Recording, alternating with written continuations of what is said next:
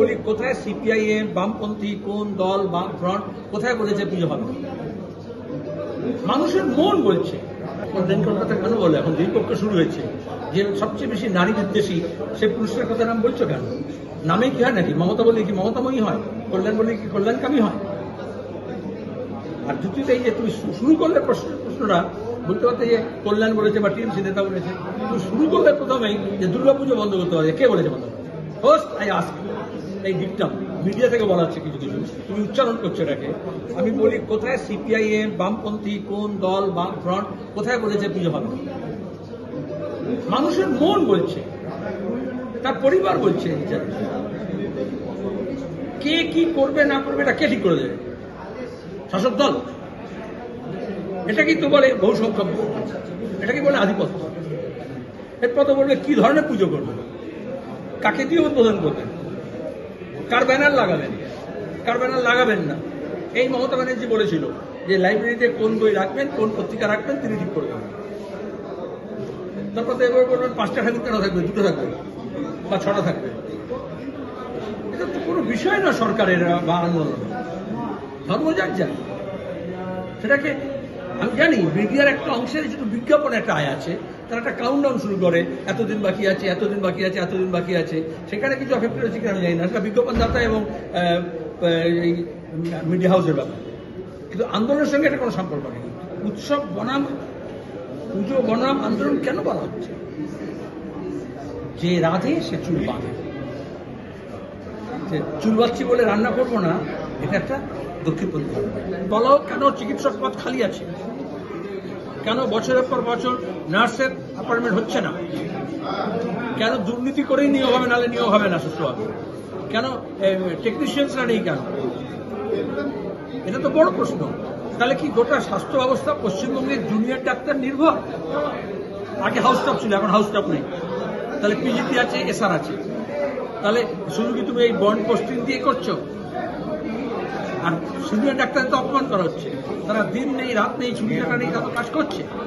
আমার নিজের বাড়িতে একটা সিনিয়র ডাক্তার আছে, তারা তো ডিউটি করতে হচ্ছে ঘন্টার পর ঘন্টা, দিনের পর দিন। তারা তো কোনো হসপিটাল হচ্ছে না। সিনিয়ররা তো বাণিজ্য করেছেন, তোমরা লট আমরা আছি। এখানেই হচ্ছে এই মিথ্যা একটা ভাষ্যকে প্রতিষ্ঠা করার চেষ্টা করা হচ্ছে। আমি আজকে নিজে গেছি ডাক্তার দেখাতে, এসএসকে প্রেসক্রিপশন দেখাবো। অনেক মানুষ আছে, প্রতিদিন থাকে, যত লোক থাকে যেরকম সেরকম হয়েছে এবং আউটডোর হচ্ছে চলছে। কটা হাসপাতালে পিজিতে কটা বেড খালি আছে? এখন যদি কেউ অপারেশন করতে চায় তাহলে পিজিতে কটা বেড খালি আছে? এমনিটি কোথায়? তাহলে মমতা ব্যানার্জি তো মনিটরিং সিস্টেম বলেছিলেন, আমি বলছি উনি সেই মনিটরিং সিস্টেমটাকে যেমন সিসিটিভি ফুটেজ হাওয়া করেছেন, তো সেটা না করে মনিটরিং সিস্টেমটাকে দেখান কোন হাসপাতালে কত বেড খালি আছে। এবংও আছে, অথবাও আছে এই বনামটা দেখি ফুটবল ম্যাচ দেখি মোহনবাগান ইস্ট বেঙ্গল, যেখানে তোমরা শুরু থেকে বলে এসছো বনাম, সেই মোহনবাগান ইস্ট বেঙ্গল মোহনবাগান একসঙ্গে নেমে এসে প্রতিবাদ করছে। যখন প্রতিবাদ হয় তখন সেখানে বনাম হয়। এটা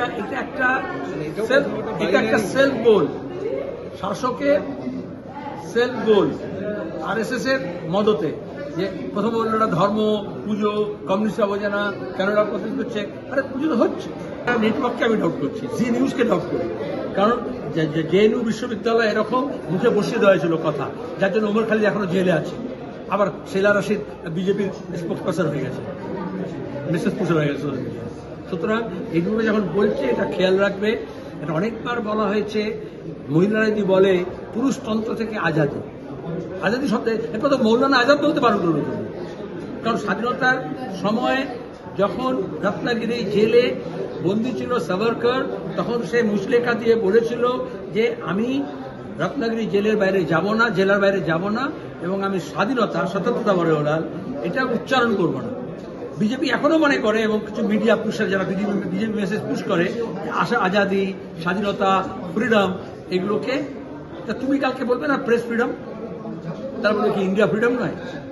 এসএফআই পতাকা স্বাধীনতা শব্দ লেখা নেই, তাহলে স্বাধীনতা আপত্তিকার। উর্দুতে বলছে বলে, হিন্দিতে বলছে বলে।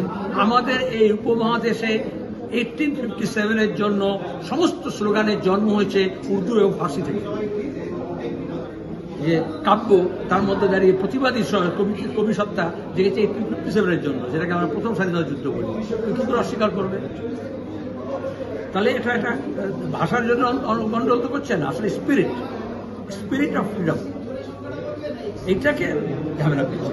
এবং যখন বলছি আমরা মণিপুরে যদি জনগণ এখন টাঙ্কা থেকে আজাদি চাইবে না, ভাগাভাগি রাজি থেকে আজাদি চাইবে না, আমরা এই অপদার্থ দুর্নীতি সরকার থেকে আজাদি চাইব না, তাহলে আজাদি মানে শুধু দেশ থেকে আজাদিতে নয়। তুমি তোমার এডিটর যদি তোমাকে খুব বেশি ঝামেলা করে তাহলে তুমি তার থেকে আজাদি চাইবে।